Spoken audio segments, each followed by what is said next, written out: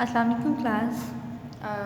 First of all यहाँ पे आपके जो 5th चैप्टर है जिसमें है मादे की तभी हालतें, फिज़िकल स्टेट्स ऑफ मैटर, उसमें हमारा टॉपिक है माया हालत, लिक्विड स्टेट के बारे में। लिक्विड स्टेट का जो टॉपिक है उसकी हमने प्रॉपर्टीज़ जो हैं, अहम खसूसियात जो होती हैं वो आज हमने अपने लेक्चर में करनी है। सबसे पहली बात अंडरस्टूड है कि माया को कोई वॉल्यूम नहीं होता, ना उनकी कोई ख़ास शेप होती है, बल्कि उनको जिस बर्तन में डालेंगे वो उसी की शक्ल अख्तियार कर लेते हैं। इनकी अहम खसूसियात में सबसे पहले हमारे पास है एवेपोरेशन। स्टूडेंट्स, एवेपोरेशन का मतलब है कि लिक्विड का, किसी भी लिक्विड का, चाहे वो पानी है, चाहे कोई भी हमारे पास जो है पेट्रोकेमिकल है, कोई भी ऑयल है, किसी भी लिक्विड का उसके वेपर्स में कन्वर्ट होने का अमल जो है वो हम होता है एवेपोरेशन, यानी कि वेपर्स में कन्वर्ट होना, वेपोराइज हो जाना।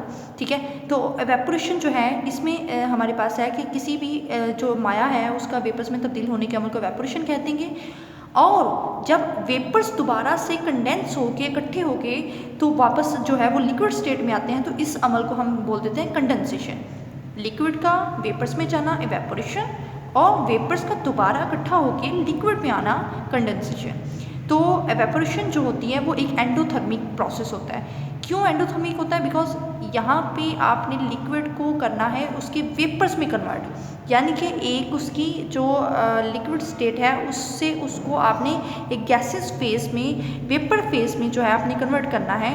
तो अंडरस्टूड है, आप माया के जो मॉलिक्यूल्स हैं उनको हीट करेंगे, माया को आप हीट करेंगे और उसके जो मॉलिक्यूल्स हैं वो आपस की जो इंटरमॉलिक्यूलर फोर्सेस हैं उनको ब्रेक करके अपनी सरफेस से, माया की सरफेस से जो है वो वेपर्स फॉर्म में कन्वर्ट होंगे, तभी वो वेपर्स में जा सकेंगे जब आप उसको हीट करेंगे। तो इसी वजह से जब आप किसी भी लिक्विड को हीट करते हो तो वो वेपर्स में कन्वर्ट होता है। तो इसलिए जब ये आप हीट करेंगे और वो अपनी जो काइनेटिक एनर्जी है उसको इंक्रीज़ कर देंगे माया के मॉलिक्यूल्स, और जैसे काइनेटिक एनर्जी इंक्रीज़ होगी वो लिक्विड स्टेट से वेपर्स में कन्वर्ट हो जाएंगे। इसलिए इस प्रोसेस को हम एंडोथर्मिक प्रोसेस कहते हैं। फॉर एग्जाम्पल, पानी का एक मोल जो है उसको माया हालत से वेपर्स में अगर तब्दील करें तो हमारे पास जो एनर्जी होती है, रिक्वायर्ड होती है, वो होती है 40.7 किलो जूल। और ये इतनी एनर्जी रिक्वायर्ड करता है पानी का एक मोल कि वो अपनी लिक्विड स्टेट से वेपर फेज में जा सके। तो यहाँ पे हमारे पास इक्वेशन है H2O, लिक्विड स्टेट से H2O जो है वो गैसेस फेज में एक पानी का मोल जो है वो कन्वर्ट होगा, तो हमारे पास डेल्टा H, यानी कि हमारे पास जो एनर्जी है, एनर्जी रिक्वायर्ड है वो होगी 40.7 किलो जूल पर मोल।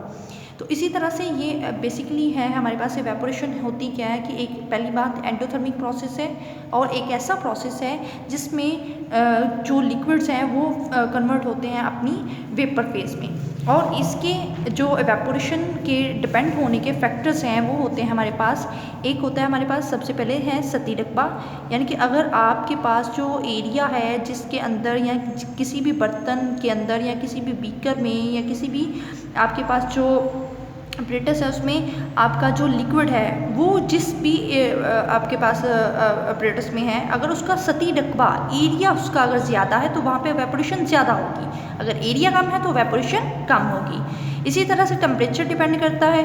कैसे कि अगर आपने लिक्विड्स को रूम टेम्परेचर पे रखा है तो उनमें जो है वो एवेपोरेशन का अमल जो है वो स्लो होगा, उनका वेपर में जाने का अमल प्रोसेस जो है वो स्लो होगा। लेकिन जैसे ही आप उसको हीट करते हो, टेम्परेचर ज़्यादा कर दोगे, तो आपके जो लिक्विड्स हैं वो वेपर्स में तेज़ी के साथ जाना शुरू हो जाएंगे।